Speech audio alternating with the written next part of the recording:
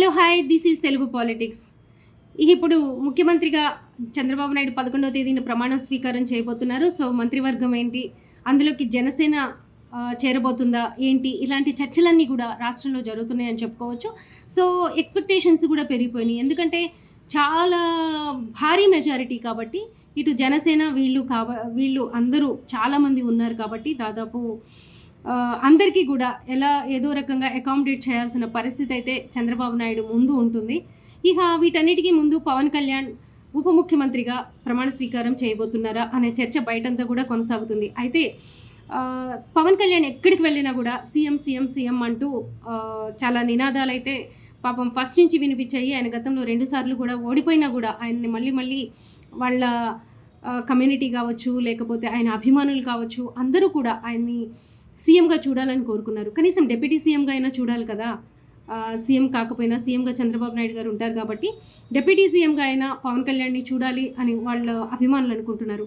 మరి ఈ విషయంలో పవన్ కళ్యాణ్ నిర్ణయం ఎలా ఉంటుందో, అంటే నేనైతే నిన్న ఒక ఇంటర్వ్యూ చూశాను, మేబీ అది ఇండియా టీవీ అనుకుంటాను.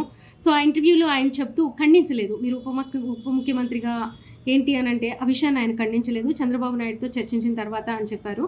సో ఖండించలేదు అంటే కూడా అందరికీ ఎక్స్పెక్టేషన్స్ పెరిగిపోతాయి, ఆయన కూడా డిప్యూటీ సీఎం అవుతారు అని చెప్పేసి. అలానే మంత్రివర్గం గురించి ఇదంతా కూడా చర్చ జరుగుతూ ఉంది.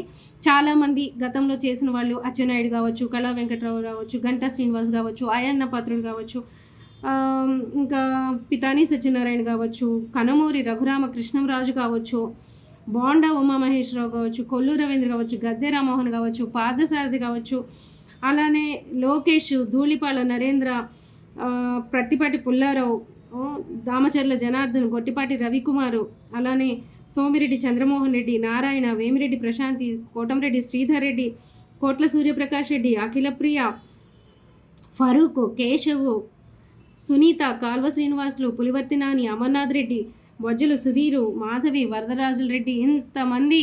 అంటే వీళ్ళలో చాలామంది గతంలో సీనియర్స్ గాను అలానే మంత్రివర్గంలో పనిచేసిన వాళ్ళే. సో వీళ్ళందరూ కూడా ఎక్స్పెక్టేషన్స్ పెట్టుకుంటారు. కానీ లోకేష్కి అయితే ఈసారి మంత్రివర్గంలో స్థానం ఉండదేమో అని చెప్పేసి చర్చ కూడా జరుగుతుంది. ఎందుకంటే ఆశించే వాళ్ళే చాలా ఎక్కువ మంది ఉన్నారు. సో ఇంట్లో వాళ్ళకే మళ్ళీ ఇచ్చుకుంటే ఎలాంటి పరిస్థితులు ఉంటాయి అనేది కూడా ఒక ఆలోచన పార్టీ చేస్తున్నట్టు కనిపిస్తుంది. అలానే పవన్ కళ్యాణ్కి డిప్యూటీ సీఎం పదవి మీద ఆలోచన జరుగుతున్నట్టుంది. ఒకవేళ కానీ ఆయన తీసుకోకుండా మంత్రివర్గంలో చేరితే మాత్రం నాదెండ్ల మనోహర్కి కావచ్చు, కొడతల రామకృష్ణకి, అలానే కందుల దుర్గేష్కి, బోలిశెట్టి శ్రీనివాస్కి కూడా అవకాశాలు ఉన్నాయని చెప్పేసి వినిపిస్తున్నాయి.